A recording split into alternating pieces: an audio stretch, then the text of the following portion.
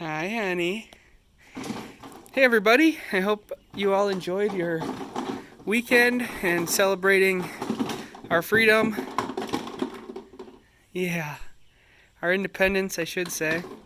And, well, it's been real nice.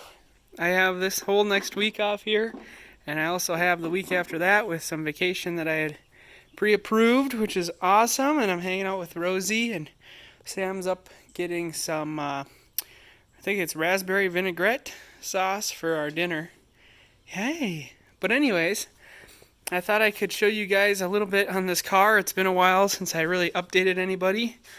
And, yeah, look at her. You're so beautiful. So as you guys know, I bought this car for $1,600. I'm in it now for about $2,100, and the big purchase was the front tires. The back tires were brand new as of like the winter, so they don't really have a ton of mileage on them. And I wanted to match them with the front, and there's some Bridgestone Ecopias, so they're a little bit of a spendy tire. But I kind of plan on driving this thing for a long time, and wanted to put some decent tires on it, especially since now, well, I didn't know it at the time, but now I'm going to have a round trip commute of between 60 and 70 miles every day, and with the new house and stuff. So I'm happy I put some long lasting tires. I think they're like a 60 or a 70,000 mile, which I don't think I'll get that much out of them, but the Ecopias are also good for gas mileage, and this thing gets about 27.5 average, so I'm really happy with it. Other than that, we did an oil change, the air filter, spark plugs, wires, and the engine mounts. The engine mounts took away the vibration, but there was still a noise, and it was driving me nuts. So finally, my in-laws, where we're staying right now, they're out of town until Wednesday, so I was able to have it in the garage last night and diagnose it. And I thought it was the exhaust hitting the tunnel, but it really it wasn't, because I climbed underneath there and looked around, and I'm like, it's not that. But what I did see is the tensioner pulley was bouncing around like crazy, and so I thought, well, we'll go and get it. So I went and I got a new tensioner pulley. This is the old one, and I'd show you how it sounds when Rose is having a minute here. What are you doing? So this is how it sounded. It's a little bit gritty, but the issue actually lies in the spring mechanism.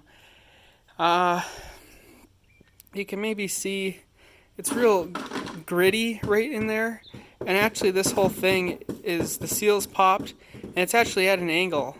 If you look, this right side is up and the left side is down.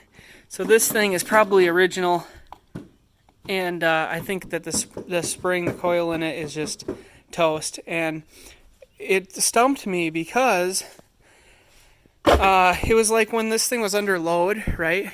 Like you'd put the air conditioner on or turn the wheel, that's when it would make the noise. So I thought, okay, it's either the power steering pump, the air conditioner, or the alternator, because even when I turned on the alternator, you turn the fan on high and the defrost, it would make this sound, and it was just this vibration, weird sound, to the point where I had the cover off of the timing belt, making sure that wasn't ripped, and I was just going through everything. But I took the belt drive off, and I was wiggling pulleys and stuff, and this pulley, although it doesn't seem bad, when the belt drive was on, it was bouncing a lot. And so I did some research and found some other people that kind of had videos of the noise. So something a little similar, right? It wasn't quite the same, but it was similar. And so I just took a gamble on the $40 thing, because it was coming from the back like firewall. And sure enough, that fixed it. So I guess if you have a Focus, I know the vibration thing is a very common issue. What are you doing?